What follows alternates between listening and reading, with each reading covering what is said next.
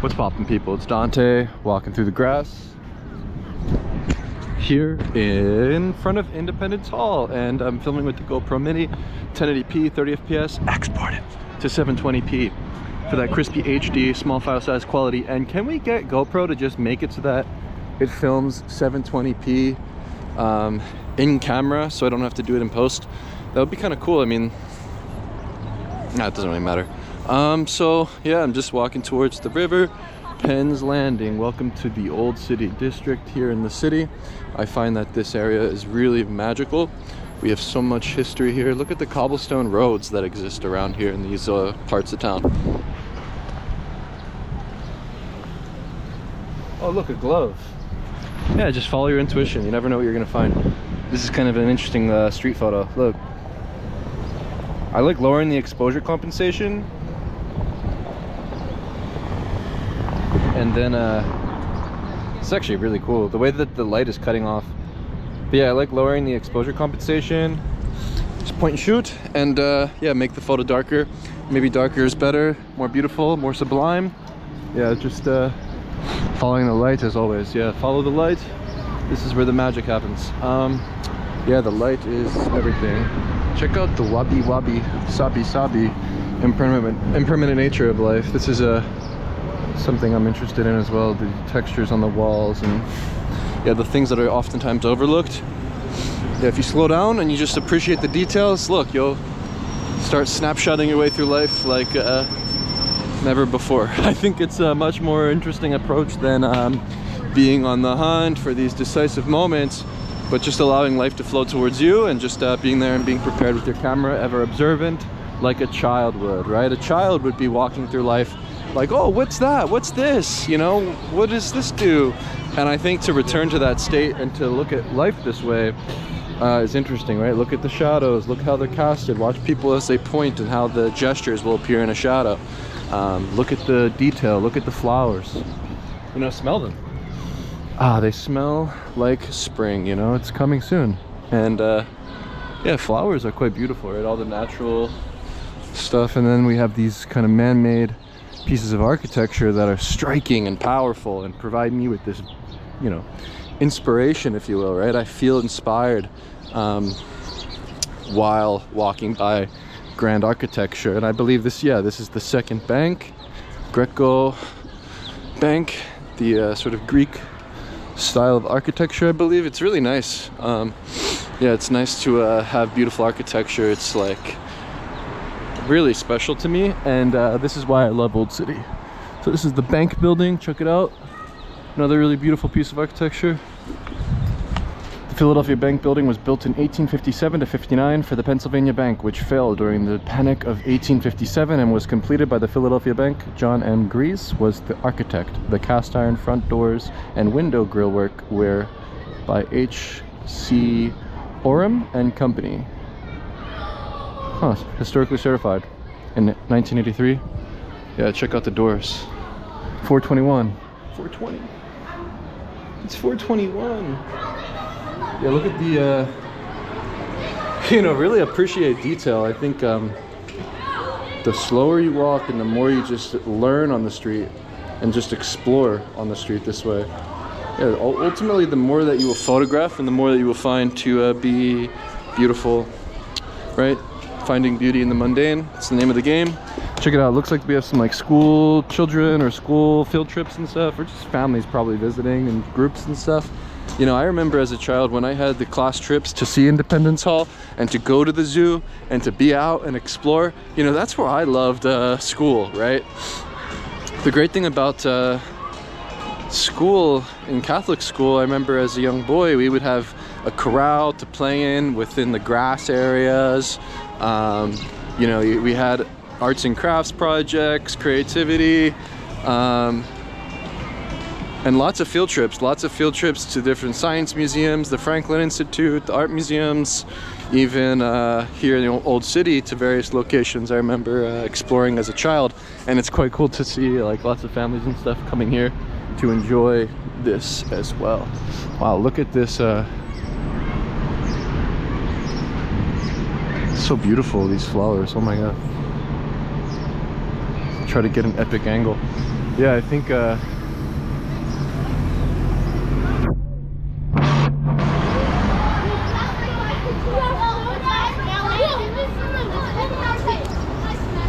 it out. Yeah, put the flower in your ear.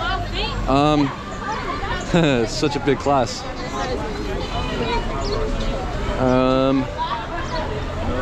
Yeah, Ping Pod is open, it seems. This is like a new spot where you can go and play ping pong and rent out a space to play. However, it's, in my opinion, overrated because we have free ping pong tables outside of Love Park in the city, so there's really no point. If you want to play ping pong, you can just go play it for free outside. I mean, yeah, why not? But this is also cool because maybe it's more professional, and there's a coffee shop, I think, so that's cool. Check the news. Oh, so I checked the news today. Getting back to my little like newspaper clipping project. What do we have? Drag story hour at library canceled after suspicious package and threats. There's one.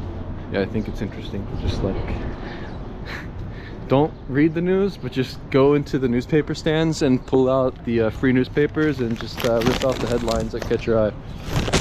Oops.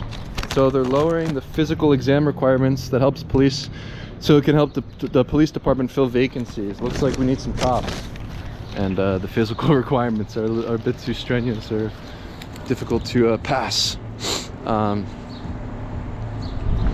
Benjamin Franklin, printer, author, inventor, diplomat, philanthropist, statesman, and scientist, right? Look at all of those titles he had.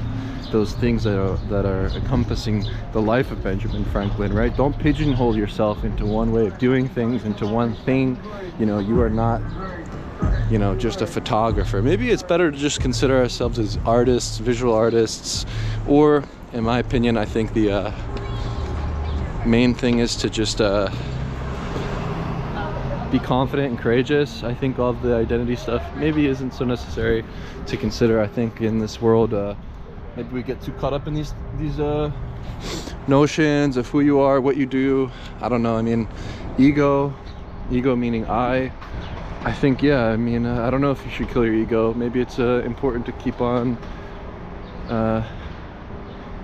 you know, to just consider yourself as important. Why not? I mean, really. Here we have 3rd Street, more architecture, more brick roads. Follow the yellow brick road, follow the red road. Rainbow Road, Super Mario Bros. Ooh, look at this patch of light. Oh, my camera was already on. Yeah, I like photographing the light, the different patches of light. Look at these cannons. Remember when I was a kid, I remember playing on these. Just like jumping up onto them, taking photos. The Arsenal of Independence. Imagine this neighborhood filled with the sights, sounds, and smells of war. Whoa.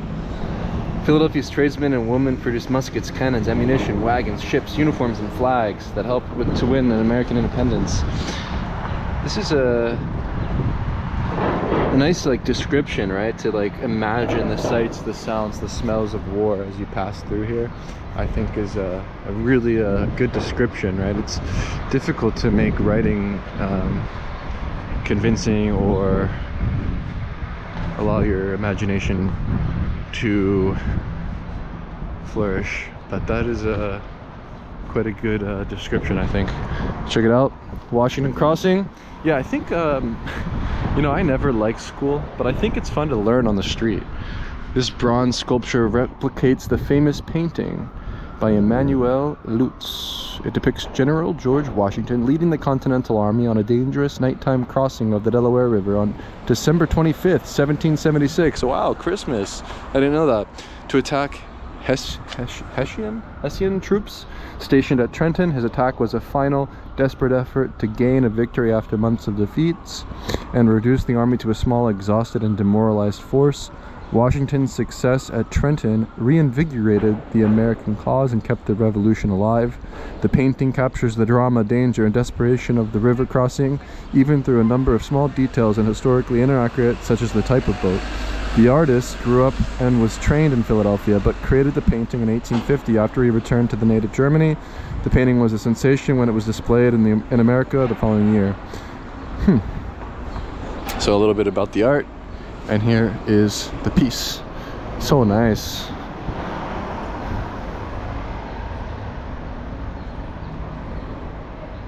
I love how you can sort of see, even in the background, small pictures within the picture and how it comes off the wall.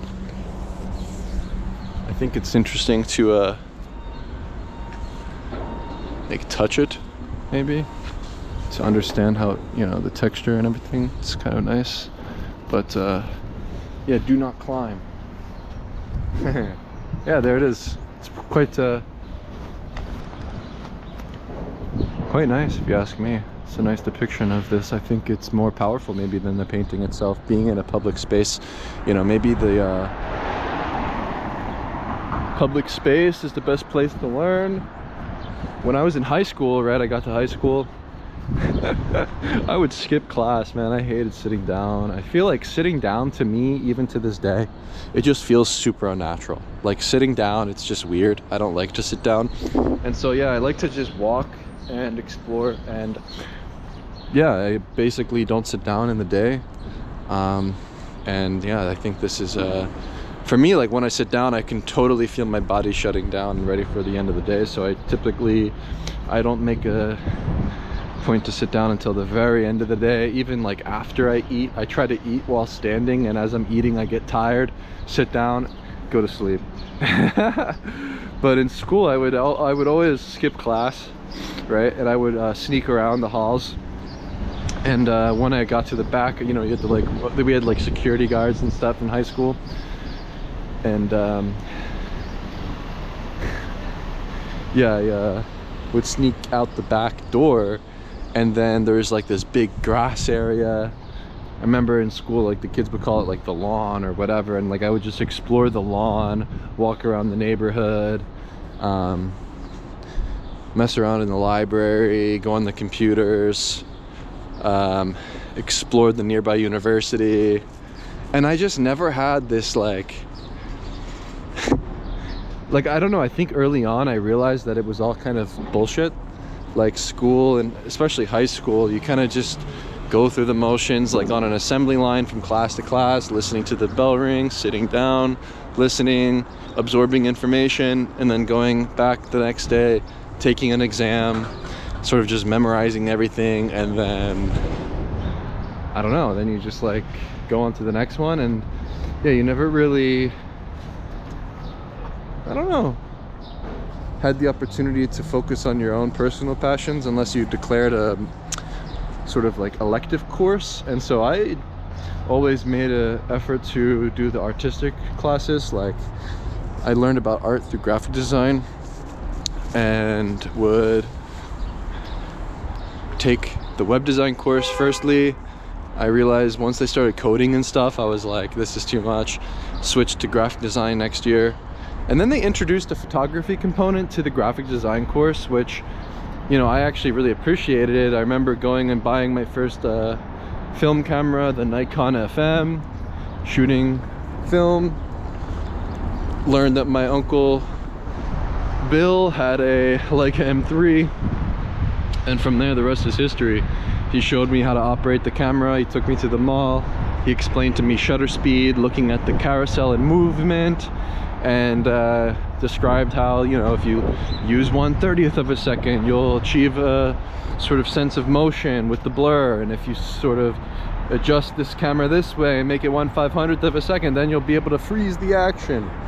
Then took me into the Build-A-Bear workshop, where we were looking at the advertisements on the wall, and this is where everything sort of clicked for me, where I learned about street photography and how to make relationships within the world and tell sort of stories with the way that I see things, and sort of just making sense of chaos, right? So he would point to the advertisement on the wall and then explain to me, as the people walked by with the bears in their hand, you know, this was a decisive moment to press the shutter and to make a relationship between the foreground and background.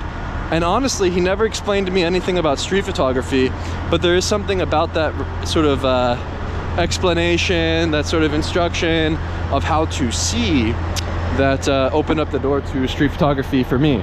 And I find it's interesting because from there, I mean, my passion just grew ever more seriously, and wouldn't stop just going out onto the streets. And honestly, I was practicing street photography without even knowing what street photography is, and maybe that's the best place to be. So I kind of went into this thing very pure and merely with intuition and curiosity. And I think that's the name of the game. With street photography, the goal is to be curious. The goal is ultimately to make new photographs. And yeah, I mean, perhaps destruction, rebuilding, and creation is necessary to thrive as an artist. So, you know, maybe at this point where I am starting to adopt new techniques, yeah, maybe this is where I rebuild and create again. Similarly to this construction site here, you know, they knocked down the whole bridge, I believe. There was a bridge here, right? It wasn't it the Vine Street Express, the Vine Bridge, whatever. I mean, they really have torn this place up. And oh wow, look at these rocks. Feels so weird on the feet, but look at these old roads, right? Let's just start collecting rocks. But yeah, I basically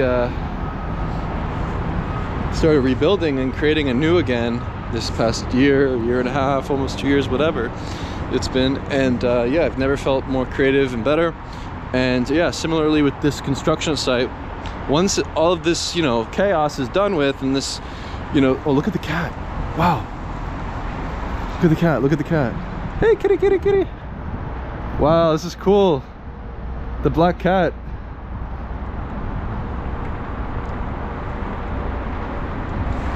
Hey, cat.